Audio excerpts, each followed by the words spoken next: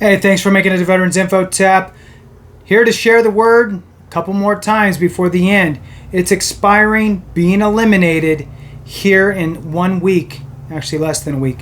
On August 9th is your deadline to file any presumptive related condition from the Pact Act and obtain an additional year worth of back pay.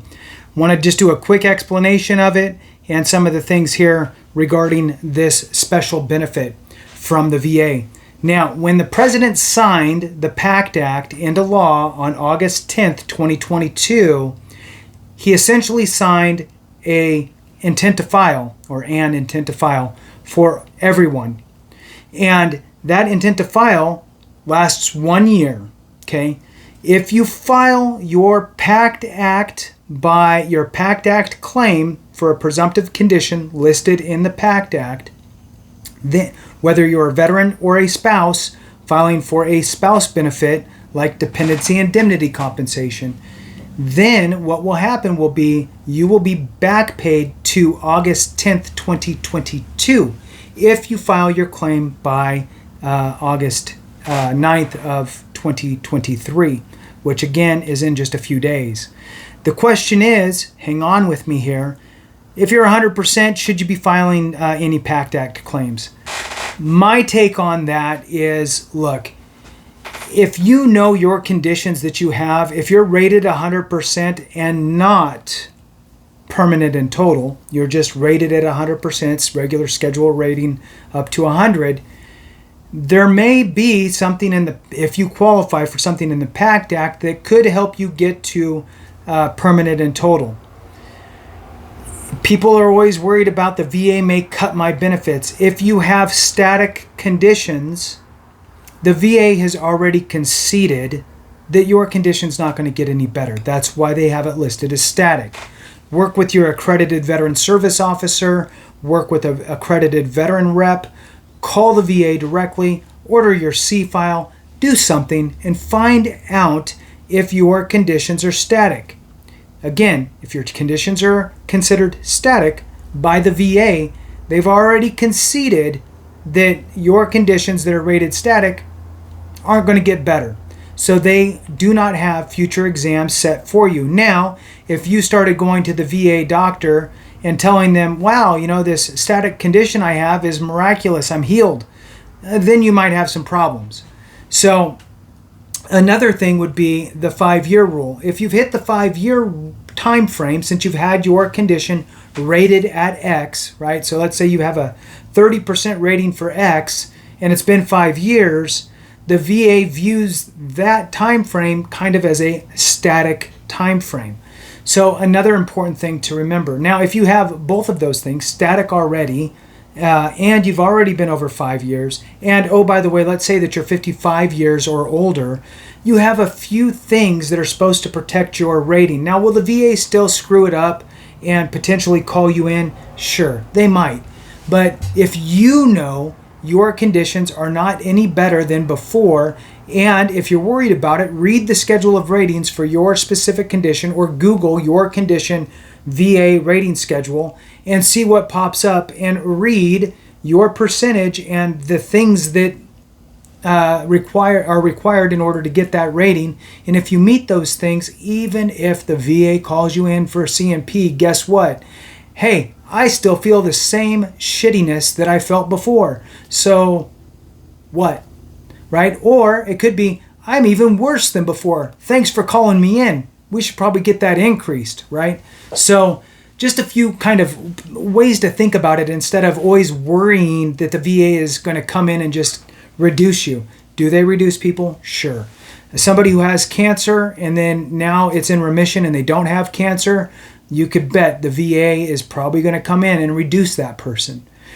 Somebody with mental health that's been less than 5 years, they may get called back in, and if that person has not been going to their regular appointments and that type of stuff, and if they're feeling better when they go in for that kind of eval, a reevaluation, you're probably going to get reduced, right? You might go from a 70 to a 50 or a 30. So those situations, sure. But my bad back, my migraines, my GERD, my sleep apnea that I still have a CPAP for from the last time. So those things, I wouldn't sweat it. I mean, look, I've told you before, I've filed 7 claims for myself. I've had 3 of those that I've had to push to appeal. I had 1 appeal get approved, 1 get rejected, and the 3rd one got rejected, and I pushed it to the Board of Appeals and had it reviewed by a veterans law judge who then ruled in my favor. So, and all of that was probably within a 5-year period. So I did not have the 5-year rule. All I had was, hey, look, my conditions are considered static. So every condition that I've had, with the exception of 1, which is GERD, is not considered static. But I am permanent in total because I have enough static conditions that equal 100%, and I don't even need the GERD rating. It could go away and be 0, and the VA would still rate me at 100% with all my static conditions. So I'm just telling you so you can have some understanding on it. So the Pact Act, again, presumptive conditions are huge, huge. If you have one of these conditions and you're ready to file a claim like now, then file the claim. If you're not ready to file the claim and you need to grab a couple things, whatever, fine. File an intent to file prior to August 9th, 2023, so that way you will preserve a date within the 1-year window that was given to you. And then when you do file your claim within 1 year of your intent to file, they will back pay you all the way to August 10th, 2022, which is huge. Now, with that in mind, your presumptive conditions, they do one thing for you. They eliminate the need for a nexus, which is huge, right? So everybody has pretty much heard of the words nexus or the word nexus. It's a way that the VA wants to see you prove that your condition is either manifested, a result of, or was caused by your service, right? So one of those things. They want to see somehow how it ties into your time in service. Presumptives eliminate the need for a nexus. So all you need to do is show, I have this condition, which is listed as a presumptive condition, and I served in one of these areas that are designated for these presumptive conditions. And as long as I supply those 2 things, I should get granted service connection. Now here's the kicker. At what rating? You don't know. What you need to do is you need to go into the schedule of ratings and find your condition, or Google your condition VA rating schedule, and it pops up on 1,000 different law offices, and read it.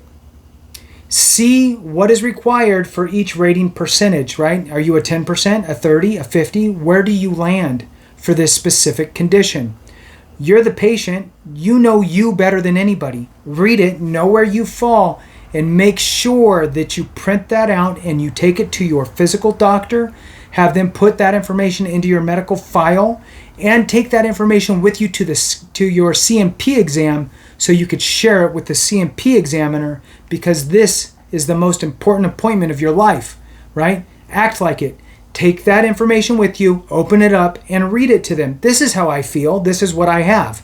So you don't miss anything. Because if you miss one word that they're looking for a 30% rating, one word, one thing, they might push you down to the 10%, which could cost you, it could cost you the 100% rating, right? So with that, we'll go ahead and conclude it. Just wanted to remind everybody the Pact Act, it's coming up, the deadline for that extra year. Thanks for watching. I appreciate you. And remember, if we don't take care of each other, something went wrong.